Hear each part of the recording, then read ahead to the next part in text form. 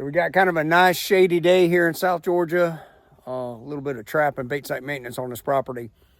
This is a bait site. It is an entry point for hogs.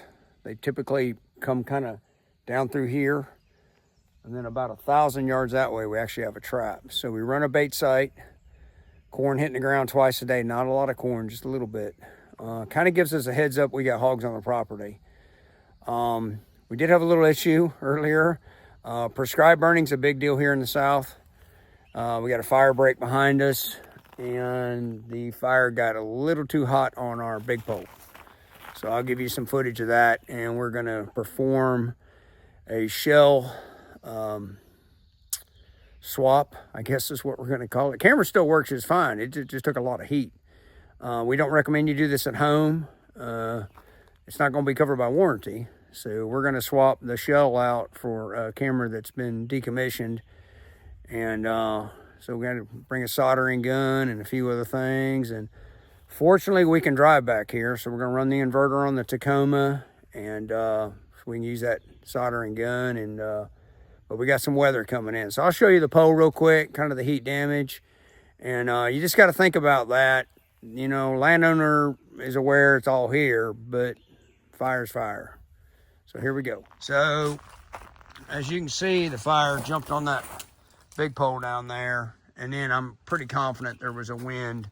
The wind did the damage up there. It's kind of hard to see, but it melted it. Our backup wire kind of took a little bit of a hit too. Our antenna took a hit, but everything else, I mean, it's pretty good. Pole got a little cooked up there, but anyway, we do a lot of bait sites on properties for entry points.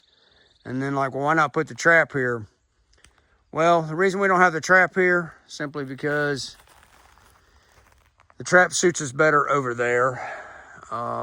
They kind of follow a creek, but they also come up here.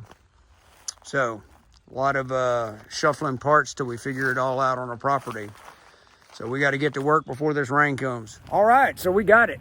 It's up, taking pictures. There you go. So one of the neat parts for me personally with this job is I like being out here by myself, and got all these gnats flying around my face would drive some people. But these gnats don't bite like the gnats on Parris Island. These gnats just fly around your face and aggravate the hell out of you, but they don't bite.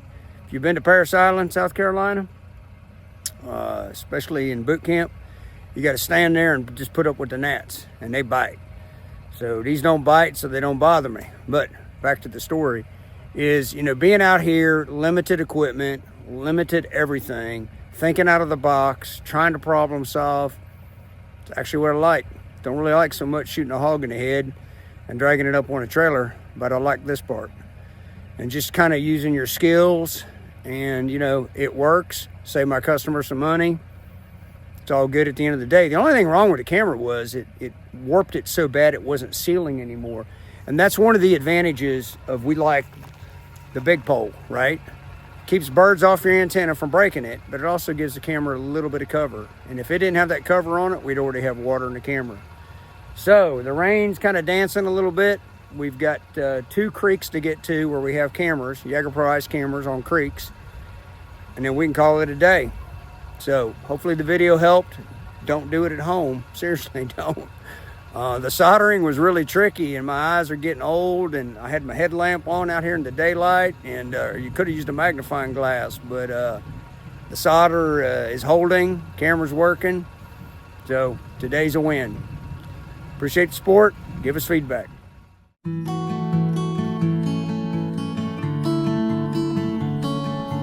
Thank you.